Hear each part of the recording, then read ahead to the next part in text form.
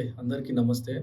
ప్రస్తుతం తెలుగు రాష్ట్రాలలో పాస్టర్ ప్రవీణ్ ప్రగడాల మృతిపై తెలుగు రాష్ట్రాలలో ఆయన మృతిపై సంచలనంగా మారినటువంటి విషయం మనందరికీ తెలిసిందే. సో, ప్రస్తుతం మన బ్రదర్ సిరాజ్ గారి దగ్గర మనమున్నాము.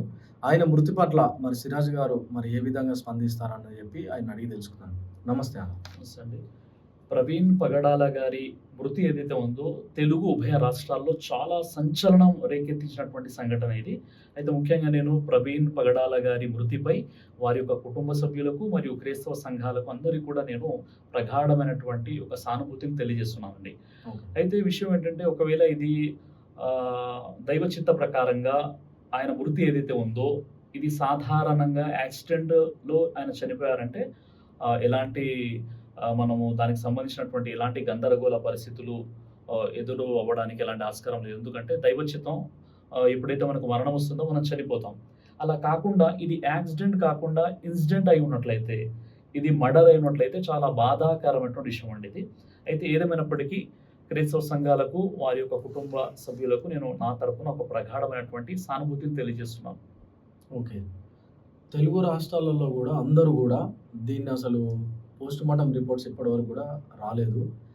ఇప్పుడు క్రైస్తవ మతంలో ఉన్నటువంటి వాళ్ళందరూ కూడా ఏమనుకుంటారంటే, ఖచ్చితంగా ఇది ఏదో పక్కా ప్లాన్ ప్రకారమే చేసినటువంటి అని చెప్పి ఆరోపణలైతే వినిపిస్తా ఉన్నాయి.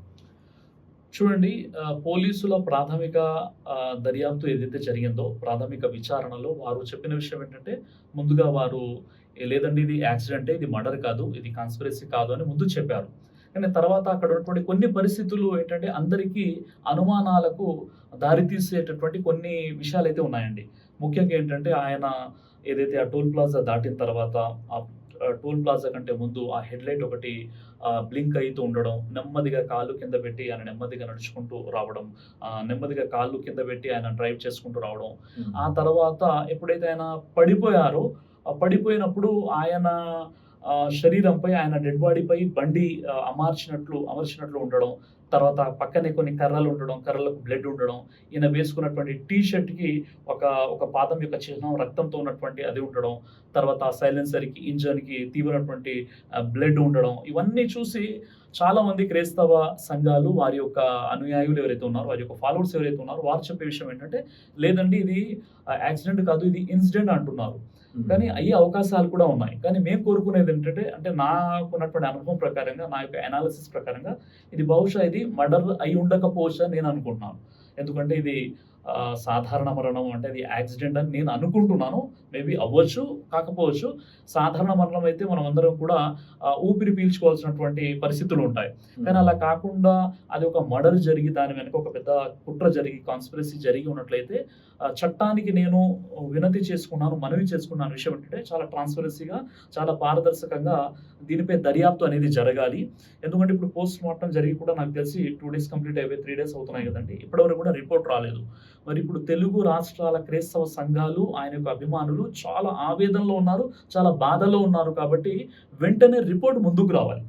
ఏ విధంగా అయితే మన ఎస్పీ గారు ఒక ప్రెస్ మీట్ పెట్టేసి జరిగినటువంటి ఇన్సిడెంట్ ని సీసీ కెమెరాల ద్వారా ఆయన ఏ విధంగా తెలియజేశారు, చాలా మంచి విషయం. అదేవిధంగా చంద్రబాబు నాయుడు గారు కూడా స్పందించారు, లోకేష్ గారు కూడా స్పందించారు. వెంటనే ఒక 5 బృందాలను ఏర్పాటు చేశారు. దానికి సంబంధించినటువంటి ఒక దర్యాప్తు అనేది జరుగుతుంది. ఇంకా వేగవంతం జరిగి పోస్ట్ మార్టం రిపోర్ట్ అనేది రావాలి. ఇప్పుడు ప్రజల్లో ఉన్నటువంటి ఒక ఆలోచన ఏంటంటే, మరి పోస్ట్ మార్టం రిపోర్ట్ ఇంకా ఎందుకు రాలేదు, ఇది ఎందుకు ఆలస్యం జరుగుతుంది, వెనక ఈ మర్డర్ వెనక ఏదైనా పెద్ద తలకాయలు ఉన్నాయనేటటువంటి ఒక ఆలోచనని క్రైస్తవ సంఘాలు లేవనెత్తుతున్నటువంటి ప్రశ్నలు ఇవి. కాబట్టి ఇప్పుడు గవర్నమెంట్ చేయాల్సినటువంటి విషయం ఏంటంటే, వెంటనే ఇందులో ఎలాంటి ఆలస్యం చేయకుండా వెంటనే రిపోర్ట్ ముందుకు తీసుకురావాలి. ఒక ప్రెస్ మీట్ పెట్టేసి జరిగినటువంటి సంఘటన చెప్పేటటువంటి ప్రయత్నం చేయాలి. అదేవిధంగా కూడా క్రైస్తవ సంఘాలన్నీ కూడా గతంలో దాదాపు జనవరి 31 రోజు కూడా ప్రవీణ్ ప్రగడాల కూడా ఒక మెసేజ్ ట్విట్టర్ ద్వారా గవర్నమెంట్‌కి కానీ, పోలీస్ వాళ్ళకి కూడా ఒక మెసేజ్ ఇచ్చిండు. ఏమని చెప్పి, సమీ అని చెప్పి ఒకతను నన్ను బాగా ఇబ్బంది పెడుతున్నాడు, టార్చర్ పెడుతుండు, నా మీద దాడి చేస్తా అని చెప్పి ఆయన బూతులు మాట్లాడడం కూడా సమీ అని చెప్పి కూడా మాట్లాడడం జరిగింది. మరి దాని మీద మరి చూడండి, సమీ గారు నెల్లూరి వాస్తవ్యులు, ముస్లింలో ఒక చిన్న నాయకులు ఆయన. అయితే ఆయన ఏంటంటే ఎందుకు స్పందించాల్సి వచ్చింది అన్న విషయాన్ని చూసినట్లయితే, ప్రవీణ్ పగడాల గారు ప్రవక్త ముహమ్మద్ సల్లల్లాహు అలైహి వసల్లం వారిని విమర్శిస్తూ కొన్ని వీడియోలు చేశారు ఆయన. అలా హిందూ మతాన్ని కూడా విమర్శిస్తూ కొన్ని వీడియోలు చేశారు. ఇది మన లౌకిక భారతదేశం. విమర్శలు అనేవి సద్విమర్శలై ఉండాలన్నమాట. సరే, ఆయన ఏదైతే విమర్శలు చేశారో దానికి సంబంధించి మొహమ్మద్ సల్లల్లాహు అలైహి వసల్లం అని విమర్శించినప్పుడు నెల్లూరుకు సంబంధించినటువంటి ఒక సమీ అనేటటువంటి వ్యక్తి ఎవరైతే ఉన్నారో సమీ భాయ్, ఆయన స్పందిస్తూ ఆయనకి వార్నింగ్ ఇవ్వడం జరిగింది.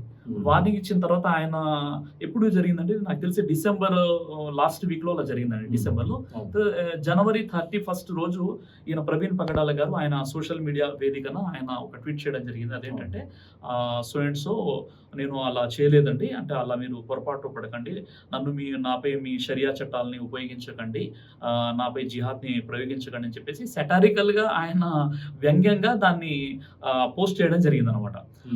సరే, ఏదేమైనప్పుడు కూడా సమీ గారు మొహమ్మద్ ప్రవక్తపై ప్రవీణ్ పగడాల గారు ఏదైతే వీడియో చేశారో దానికి స్పందిస్తూ సమీ గారు ఒక వీడియో చేశారు. ఆ వీడియో అప్పటికి మన ప్రవీణ్ పగడాల గారు నేను క్షమాపణ వేడుకున్నాను అన్నట్టుగా కూడా ఒక వీడియో రిలీజ్ చేశారు. సమీ గారు చెప్పే విషయం ఏంటంటే, ఎప్పుడైతే మొహమ్మద్ ప్రవక్త వారిని విమర్శించడం జరిగిందో అప్పుడు నేను వీడియో చేశానండి, ఆయన్ని తీవ్రంగా విమర్శిస్తూ చేశాను. ఎప్పుడైతే నా మౌనంగా ఉండిపోయారు, ఎప్పుడైతే ఆయన దానికి క్షమాపణ చెప్పారో అప్పుడు నేను వదిలేశాను, దాని తర్వాత పరిస్థితులు నాకేం తెలియదని సమీ గారు అంటున్నారు. క్లారిటీ అయితే ఇక్కడ ఉందన్నమాట. అలాగే యాంకర్ మహాశయానికి కూడా మీరు కోరిన విధంగా నేను బహిరంగంగా కూడా నేను క్షమాపణ వేడుకుంటున్నా, దయచేసి నా మీద అటాక్ చేయకండి అని చెప్పి కూడా ట్విట్టర్ వేదిక ద్వారా కూడా ప్రభుత్వానికి కూడా ఆయన క్షమాపణ చెప్పడం జరిగింది. ఈ షమీ అనేటువంటి వ్యక్తి అంత దారుణంగా కూడా తిట్టడం అది ఎంతవరకు కరెక్ట్? మీ కళ్ళు పీకేస్తా, నేను అది చేస్తా ఇది చేస్తా అనడం ఎంతవరకు కరెక్ట్? అది ఇది చాలా మంచి విషయం అడిగారండి. చూడండి, నెల్లూరుకి సంబంధించినటువంటి సమీ అనేటటువంటి వ్యక్తి ఒక ముస్లిం నాయకులు, ఏదో చిన్న పెద్ద ఏదో ఒక నాయకులు అనమాట. కొన్ని సమాజంలో జరిగే కొన్ని విషయాలపై ముస్లింలకు ఏదైనా అన్యాయం జరిగినా వెంటనే ఆయన స్పందిస్తుంటారు, చాలా మంచి విషయమే, అంతవరకు ఓకే. కానీ సమీ గారు ఎప్పుడైతే వీడియో తయారు చేశారో ప్రవీణ్ పగడాల గారి మీద, ప్రవీణ్ పగడాల గారు మొహమ్మద్ ప్రవక్త సల్లల్లాహు అలైహి వసల్లం వారిని ఆయన విమర్శిస్తూ ఆయనపై ఏదైతే వీడియో చేశారో దానికి స్పందనగా సమీ గారు వీడియో తయారు చేయడం జరిగింది. అంతవరకు సమీ గారికి హక్కు ఉంది. కానీ ఆ వీడియోలో మీరు చెప్పినట్లుగా నీ కళ్ళు పీకిస్తాను, నీ ఒక బూతులు అనమాట, అలాంటి పదాలను నేను ఉపయోగించాను, ఆ పరుష పదజాలంతో ఏదైతే వీడియో చేయడం జరిగిందో అది చాలా తప్పండి. అది ఇస్లాం దీన్ని అంగీకరించదు. మొహమ్మద్ ప్రవక్త సల్లల్లాహు అలైహి వసల్లం వారిని ద్వేషించిన వారికి మంచి పద్ధతిలో మనం జవాబు చెప్పాలి తప్ప బూతులు తిట్టడం, నిన్ను నీ నాలుక పీకిస్తాను, నీ కళ్ళు పీకిస్తానని సమీ గారు ఏదైతే చెప్పారో నిజంగా సమీ గారు క్షమాపణ కోరుకోవాలి ఈ విషయంలో. ఎందుకంటే ఇస్లాం ఇలాంటి విషయాలకు ఎట్టి పరిస్థితుల్లో అనుమతించదు. ఎందుకంటే ఖురాన్ లో మీరు చూడండి 41వ అధ్యాయం అండి, సూరా ఫుస్సిలత్ ఆయత్ నంబర్ 34లో ఏముందంటే, ఓ ప్రవక్త మంచి చెడు రెండు ఒకటి కావు, నువ్వు చెడును శ్రేష్టమైన మంచి ద్వారా తొలగించు, అప్పుడు నీ శత్రువే నీ ప్రాణ స్నేహితుడైపోతాడు. నీ శత్రువే నీ ప్రాణ స్నేహితుడైపోవడాన్ని నువ్వు చూస్తావని ఖురాన్లో ఉంది. కాబట్టి ఇస్లాం చెప్పే విషయం ఏంటంటే, ఇస్లాంపై ఎవరైనా బురద జల్లితే, మొహమ్మద్ ప్రవక్త వారిని ద్వేషించినా, ఖురాన్ని విమర్శించినా వారికి మంచి పద్ధతిలో జవాబు చెప్పాలి. అంటే నీ దగ్గర జవాబు చెప్పే ధైర్యం ఉంటే, జవాబు చెప్పేటటువంటి అలాంటి యుక్తి నీ దగ్గర ఉంటే నువ్వు ఒక వీడియో తయారు చేసి సోషల్ మీడియాలో వదులు, లేదంటే చట్టపరంగా కేసు బుక్ చేయి, అంతవరకే తప్ప నీ కళ్ళు బీకేస్తాను, నాలుక బీకేస్తాను, బూతులు తిట్టడం ఇస్లాం ఎట్టి పరిస్థితుల్లో అనుమతించదు. ఇది సమీ గారి వ్యక్తిగతమైనటువంటి విషయం, ఆయన దానికి సమాధానం చెప్పుకోవాలి. కానీ ఇది పూర్తి ముస్లిం సమాజంపై ఆపాదించాల్సినటువంటి విషయం కాదు. ఏదేమైనప్పటికీ సమీ గారి యొక్క లాంగ్వేజ్ ఏదైతే ఉందో అది మార్చుకోవాల్సిన అవసరం ఉంది. ఇప్పుడు ఆయన కూడా ఇది ఒక నిజంగా చెప్పాలంటే ఇది ఆయన కూడా ఒక లెసన్ అని చెప్తున్నాను నేను. ఎందుకంటే ఇప్పుడు సోషల్ మీడియా ఉంది కదా, నేను వచ్చేసి ఏదంటే అది నేను చెప్పిస్తానంటే అది కుదరదు అనమాట. చాలా పెద్ద తప్పు అది. సమీ గారు ఏదైతే పదజాలను ఉపయోగించారో అదైతే నేను తీవ్రంగా ఖండిస్తున్నాను. కానీ ఆయన కూడా సమీ ఒక బాధ్యత గల ముస్లింగా ఒక వీడియో చేసే ప్రయత్నం చేశారు. ఆయన ఆవేదన, మొహమ్మద్ ప్రవక్తపై ఉన్నటువంటి ప్రేమ, ఆ ఆవేదనతో తిట్టేశాడు ఆయన.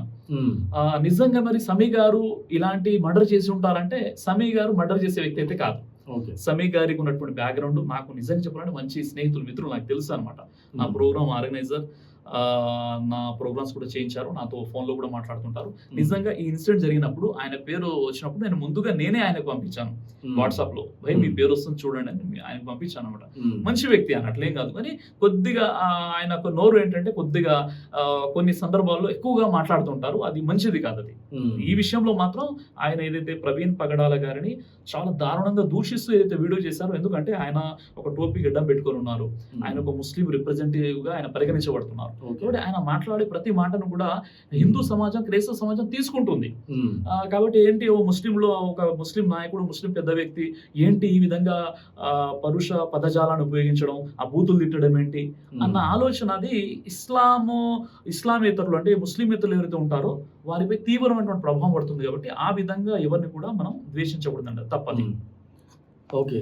అదే విధంగా ఇప్పుడు ఉన్నటువంటి ప్రస్తుత ముఖ్యమంత్రి చంద్రబాబు నాయుడు కూడా ఈ యొక్క ప్రవీణ్ ప్రగడాల మృతి పట్ల ఆయన సానుభూతి కూడా తెలియపరిచారు. అదేవిధంగా పోలీసులకు కూడా ఈ కేసును వెంటనే దర్యాప్తు ముమ్మరం చేయమని చెప్పి కూడా ఆదేశాలు ఇవ్వడం కూడా జరిగింది. మన ఆంధ్రప్రదేశ్ ముఖ్యమంత్రి కూడా ఇచ్చారు. ఇప్పటి వరకు కూడా మన రాష్ట్ర ముఖ్యమంత్రి ఈ రోజు వరకు కూడా స్పందించలేదు. మన తెలుగు రాష్ట్రాలలో ఉన్నటువంటి ఇద్దరు ముఖ్యమంత్రులలో చంద్రబాబు నాయుడు గారు ఉండి పోలీసులకి ఈ కేసు పట్ల మొత్తం ఏమేమైతే ఉందో పక్కా ఆధారాలు నాకు కావాలని చెప్పి ఆయన చెప్పారు. కనీసం మన తెలంగాణ రాష్ట్రంలో ఉన్నటువంటి ముఖ్యమంత్రి ఈ రోజు వరకు కూడా స్పందించలేదు. అంటే వాస్తవంగా ఏంటంటే ప్రవీణ్ పగడాల గారు హైదరాబాద్ సికింద్రాబాద్లోని తిరుమలగిరి వాస్తవ్యులు. అంటే ఇక్కడ ఉన్నారు ఆయన. కానీ బేసిక్గా ఆయన ఏంటంటే బేసికలీ ఆయన కడపలో ఉన్నారు. ప్రాపర్ అయింది ఏంటంటే కడప అనమాట. ఇప్పుడు ఇన్సిడెంట్ ఎక్కడ జరిగిందంటే రాజమండ్రిలో జరిగింది, రాజమండ్రి దగ్గరలో జరిగింది.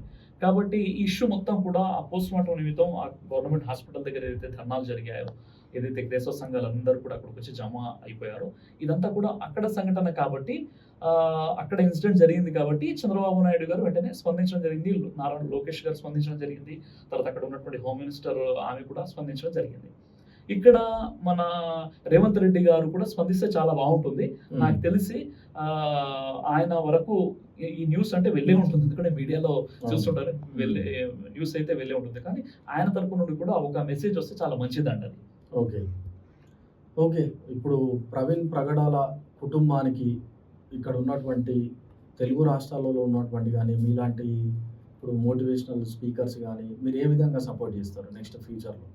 విషయం ఏంటంటే మన భారతదేశం ఇది ఒక లౌకిక భారతదేశం అండి. ఇక్కడ అన్ని మతాల వారు కలిసి ఐక్యమత్యంతో జీవితం గడుపుతున్నారు. అయితే ఈ మధ్య కాలంలో మతోన్మాదం అనేది విపరీతంగా పెరిగిపోతుంది. మతోన్మాదం అది ముస్లింల్లో కావచ్చు, క్రైస్తవుల్లో కావచ్చు, హిందువుల్లో కావచ్చు.